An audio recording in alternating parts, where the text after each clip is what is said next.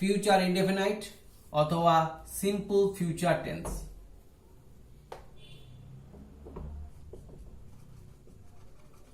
Simple future tense, simple indefinite, future indefinite অথবা simple future tense. এবার এটা তো খুবই, এটা একটি মাত্র ব্যাপারে হয়, সেটা ধরুন কি না, an action that will happen in future. বলছে অ্যান অ্যাকশন, একটা ঘটনা, that will happen in future, যেটা ঘটবে কখন, ভবিষ্যতে। তাহলে কি হবে না, অ্যান অ্যাকশন, তাহলে এটা কি লিখবো, কিসের ক্ষেত্রে হবে, an action that will happen, that will happen in future, an action that will happen in future। বলছে একটা কাজ যেটা কখন হবে, ভবিষ্যতে হবে। তাহলে ফর এক্সাম্পল কি হবে না, I shall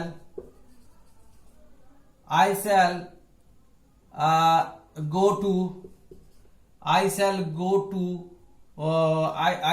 to school I shall go to school tomorrow. I shall go to school tomorrow. আমি আগামী কাল স্কুল যাব। হ্যাঁ, তারপরে ধরুন I shall do it, আমি এটা করব। হ্যাঁ, এই ধরনের। তাহলে এবার কি হবে, তার মানে অ্যান অ্যাকশন, এগুলো সবই কখন হচ্ছে না, যেটা ফিউচার হবে।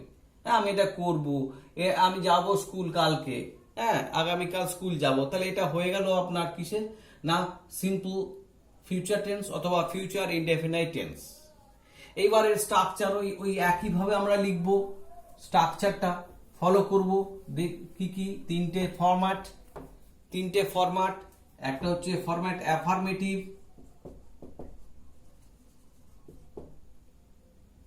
অ্যাফার্মেটিভ, তারপরে ইন্টারোগেটিভ,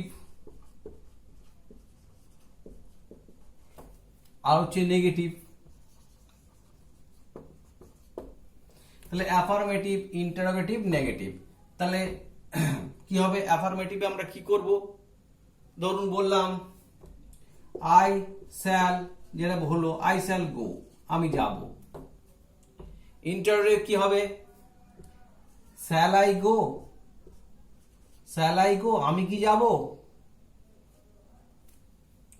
আর এখানে কি হবে, আই শ্যাল নট গো।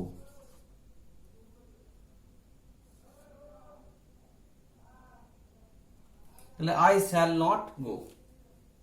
তাহলে এখানে দেখুন স্ট্রাকচারটা দেখুন কি হলো, সাবজেক্ট যুক্ত শ্যাল অথবা উইল, ফার্স্ট পার্সনে শ্যাল, সেকেন্ড পার্সন এবং থার্ড পার্সনে উইল। ফার্স্ট পার্সনে শ্যাল, সেকেন্ড পার্সনে কি হবে, সেকেন্ড পার্সনে উইল হবে, সেকেন্ড এবং থার্ড পার্সনে যুক্ত V1। এখানে কি হলো, অক্সিলারি ভার্ব আসবে। তাহলে আচ্ছা V1, এখানে যদি অন্য কিছু থাকতো তাহলে আদার্স যা হতো। তাহলে সাবজেক্ট, এখানে কি হবে, সাবজেক্ট শ্যাল অথবা উইল, তারপরে ভার্বের 1 নম্বর, তারপর হচ্ছে অন্যান্য। আর এখানে কি হবে, প্রথমেই হলো কি না, ওই শ্যাল বা উইল মানে অক্সিলারি ভার্ব। অক্সিলারি কি, শ্যাল অথবা উইল, তারপরে কি হবে, সাবজেক্ট, তারপরে V1, তারপরে আদার্স, V1 এর পরে আদার্স দিয়ে নোট অফ ইন্টারোগেশন। আর এখানে কি হবে, প্রথমে সাবজেক্ট, তারপরে অক্সিলারি ভার্ব কি, শ্যাল অথবা উইল, অক্সিলারি ভার্ব বা সহায়ক ক্রিয়া। আর তার সঙ্গে হচ্ছে তারপরে হলো নট, তারপর হলো গো, সরি গো নয়, মানে গো মানে কি, এখানে গো হচ্ছে V1, ফুল স্টপ। তাহলে এখানে কি হলো, অ্যাফার্মেটিভে কি হলো, সাবজেক্ট প্রথমে, তারপর শ্যাল বা উইল মানে এটা হচ্ছে শ্যাল বা উইল, এটা অক্সিলারি ভার্ব। তারপরে কি হলো V1 আদার্স, আর এখানে হলো অক্সিলারি ভার্ব শ্যাল বা উইল, তারপরে সাবজেক্ট, তারপরে V1, তারপরে আদার্স। আর এখানে কি হলো না সাবজেক্ট, তারপরে অক্সিলারি ভার্ব শ্যাল বা উইল, তারপর নট, তারপরে V1। তাহলে এইগুলো হচ্ছে আমার কি হচ্ছে এইগুলো হচ্ছে স্ট্রাকচার। হ্যাঁ, তাহলে আমরা দুটো জিনিস আজকে শিখলাম, সেটা হচ্ছে ফিউচার ইনডেফিনাইট আর একটা হচ্ছে পাস্ট ইনডেফিনাইট। এইবার একটা জিনিস ছোট্ট একটা জিনিস বলবো, সেটা হচ্ছে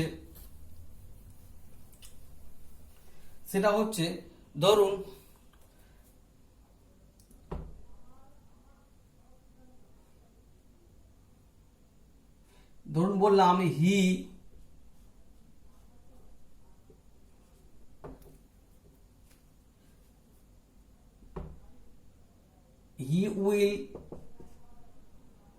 উইল নট গো দেয়ার, সে সেখানে যাবে না। এটাকে যদি আমি ইন্টারোগেটিভে করতে যাই তাহলে কি হবে, ইন্টারোগেটিভ বললে অক্সিলারি ভার্বটা আগে আসবে, তাহলে উইল, তাহলে এটা হয়েছে, এটা কি ছিল, এটা ছিল আপনার নেগেটিভ। এটাকে আমি কি করব ইন্টারোগেটিভে করব, তাহলে ইন্টারোগেটিভ করতে গেলে কি হবে, বা প্রশ্নবোধকে করতে কি হবে, উইল হি নট গো দেয়ার। তাহলে কি লিখলাম, হি উইল নট গো দেয়ার, তাহলে উইল হি নট গো দেয়ার। ঠিক আছে, এবার একটা জিনিস আমি শুধু পরিবর্তন করব, নেগেটিভে ধরুন আমি বললাম যে রবি উইল নট গো দেয়ার। আমি এটা নেগেটিভে বললাম রবি উইল নট গো দেয়ার, রবি যাবে না, সেখানে যাবে না, রবি উইল নট গো দেয়ার, সেখানে যাবে না। তাহলে এটাকে যদি আমি ইন্টারোগেটিভ করি, এটাকে ইন্টারোগেটিভ করলে কি হবে না উইল, এইবার বলুন তো নটটা কি হবে না, আমি যদি আগের মতো বলি উইল রবি নট গো দেয়ার, সেটা ঠিক হবে না। কি করতে হবে, উইল নট রবি গো দেয়ার। এখানে নটের পজিশন হবে রবির আগে। যখন প্রোনাউন থাকবে, এখানে প্রোনাউন আছে হি, সেই ক্ষেত্রে নটটা হবে হি এর পরে। কিন্তু যদি সাবজেক্টের যদি নাউন থাকে, তাহলে সেক্ষেত্রে কি হবে, নটটা আগে আসবে। তাহলে উইল নট রবি গো দেয়ার, এটা একটু খেয়াল রাখতে হবে। হ্যাঁ, তেমনি পাস্ট ইনডেফিনাইটের ক্ষেত্রে কি হবে, ডিড তারপরে নট তারপর প্রোনাউন, ডিড তারপর নট তারপর প্রোনাউন। হ্যাঁ, আর কি হবে, আর যদি ইয়ে থাকে নাউন থাকে, তাহলে প্রথমে ডিড নট তারপরে নাউনের পজিশন। তাই এইটা আমাদের একটু খেয়াল রাখতে হবে। তাহলে আজকে এই পর্যন্তই, আবার পরে দেখা হবে। ভালো থাকবেন, সুস্থ থাকবেন।